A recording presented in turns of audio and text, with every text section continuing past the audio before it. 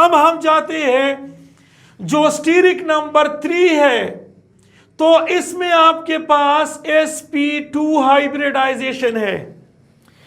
जो sp2 hybridisation है तो मैं इसको एक्सप्लेन करता हूं, और यहां आपके पास ये दूसरा कॉलम है, ये एक और कॉलम। अब हम जाते हैं और इसमें हम boron Z value for boron fluoride, boron trifluoride, तो इसमें आपके पास जो बोरोन है, तो देखिए ये आपके पास 2n नंबर है। ये बोरोन की वैलेंस शेल इलेक्ट्रॉन वो आपके पास है 3, और ये इसके साथ मोनोवेलेंट जो होते हैं, ये देखिए ये नंबर ऑफ मोनोवेलेंट, जो मोनोवेलेंट है फ्लोरीन वो भी 3 है। तो यहां आपके पास 3 है तो ये 6 होता है, 6 को 2 पे डिवाइड कर दो तो यहां से आता है 3, तो 3Z की वैल्यू है। अब हम जानते हैं कि बोरोन ट्राइफ्लोराइड में लोन पेयर इलेक्ट्रॉन मौजूद है या नहीं, तो Z की वैल्यू से आप बॉन्डेड, ये बॉन्डेड एटम्स को निकाल दे, bonded atoms with a central atom, bonded atoms with a central atom. तो यहां आप देखें आपके पास Z की वैल्यू जो है वो 3 आ रहा है, और यहां आपके पास इसमें आपके पास जो बोरोन ट्राइफ्लोराइड है, ये बोरोन ट्राइफ्लोराइड है, बोरोन ट्राइफ्लोराइड, ये बोरोन ट्राइफ्लोराइड, तो इसके पास बॉन्डेड एटम्स भी आपके पास 3 है। तो यहां लोन पेयर इलेक्ट्रॉन जो है यहां पर 0 है। तो लिहाजा बोरोन ट्राइफ्लोराइड की जो ज्योमेट्री होती है, ज्योमेट्री होती है और जो शेप होता है, ज्योमेट्री और शेप दोनों आपके पास लोन पेयर नहीं है, तो इस वजह से दोनों का शेप जो है ट्राइगोनल प्लेनर है, ट्राइगोनल प्लेनर है। अब यहां पर एंगल 120 है, लेकिन अब हम एंगल की यहां पर बात नहीं करते हैं कि इसका एंगल कितना होगा, यहां पर इसकी बात नहीं करते हैं। एंगल 120 है। यहां पर कार्बन डाइऑक्साइड में जो स्ट्रक्चर बन रहा है कार्बन डाइऑक्साइड में, तो वो आपके पास यहां एंगल 180 बन रहा था, लेकिन यहां पर 120 है। अब देखिए ये एंगल भी जो है हाइब्रिडाइजेशन पे डिपेंड नहीं करता है। क्यों? क्योंकि वाटर में एक किस्म का एंगल 104.5 है और अमोनिया में जो है 107.5 है, तो हाइब्रिडाइजेशन सेम होती है लेकिन बॉन्ड एंगल मुख्तलिफ होता है। तो ये जो बॉन्ड एंगल है इसके लिए इंशाल्लाह हम नेक्स्ट वीडियो को इंशाल्लाह हम बनाएंगे।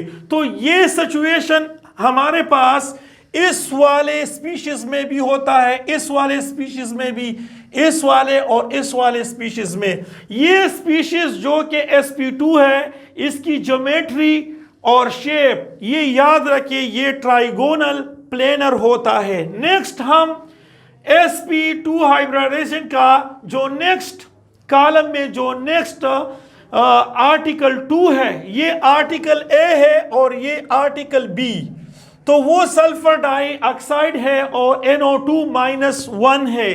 तो इसको हम एक्सप्लेन करने वाले हैं, इसको हम एक्सप्लेन करते हैं। तो हमारे पास है सल्फर डाइऑक्साइड। तो जो सल्फर डाइऑक्साइड है तो इसको हम एक्सप्लेन करते हैं। ये देखिए आपके पास है Z की वैल्यू फॉर सल्फर डाइऑक्साइड, तो आपके पास है 1/2 और इसमें सल्फर, जो सल्फर डाइऑक्साइड, सल्फर जो है सेंटर में है। Sulphur belongs to group number 6 and has a 6 electron in outermost shell. कोई मोनोवेलेंट इसके पास नहीं है। मोनोवेलेंट से मुराद हाइड्रोजन और हेलोजन है। तो यहां आपके पास इससे वैल्यू आती है 3, यानी 6 को आप 2 पे डिवाइड कर दो तो 3 आता है। तो Z की वैल्यू जो है यहां पर 3 आता है, या स्टीरिक नंबर इसका 3 है। अब यहां पर लोन पेयर इलेक्ट्रॉन को हम देखते हैं तो वो क्या है कि Z की वैल्यू से जो बॉन्डेड एटम्स है, जो बॉन्डेड एटम्स है सेंट्रल एटम के साथ, वो निकाल दे।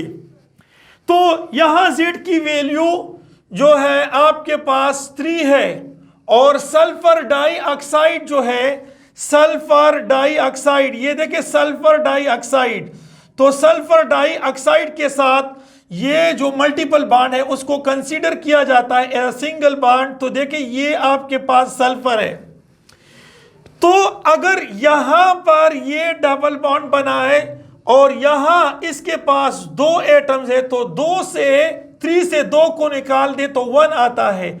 इट मींस यहां पर लोन पेयर इलेक्ट्रॉन, आपके पास एक लोन पेयर इलेक्ट्रॉन है, तो ये एक लोन पेयर इलेक्ट्रॉन है।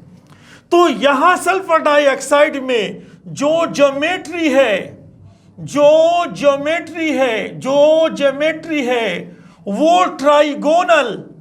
वो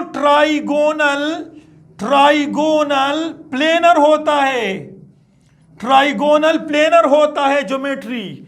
लेकिन अगर हम इसको छुपाएं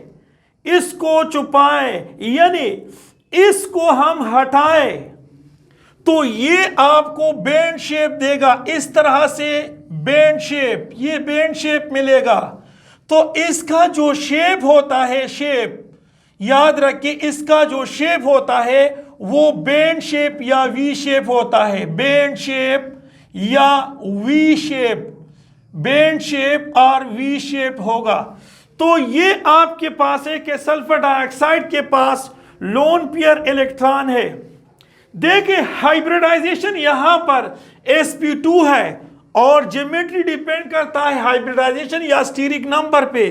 तो ज्योमेट्री, सल्फर डाइऑक्साइड की ज्योमेट्री जो है वो याद रखिए ट्राइगोनल प्लेनर होता है, लेकिन शेप इसका बेंड शेप होगा। तो इसमें ये फर्क है कि what is the reality about sulphur dioxide. तो ऑप्शन नंबर 1 में आता है कि सल्फर डाइऑक्साइड की जो ज्योमेट्री है वो ट्राइगोनल प्लेनर है, because it depend upon sp2 hybridisation, और यहां sp2 हाइब्रिडाइजेशन होता है या स्टीरिक नंबर 3 होता है, सारी, तो ये ट्राइगोनल प्लेनर होगा। और शेप जो है वो बॉन्ड पेयर पे, जो बॉन्ड पेयर है उस पे डिपेंड करता है। तो आप लोन पेयर को छुपा लो, हटा लो, तो इससे बेंड शेप बनेगा। तो ये सिचुएशन आपके पास सल्फर डाइऑक्साइड में भी है और NO2- में भी यही सिचुएशन है।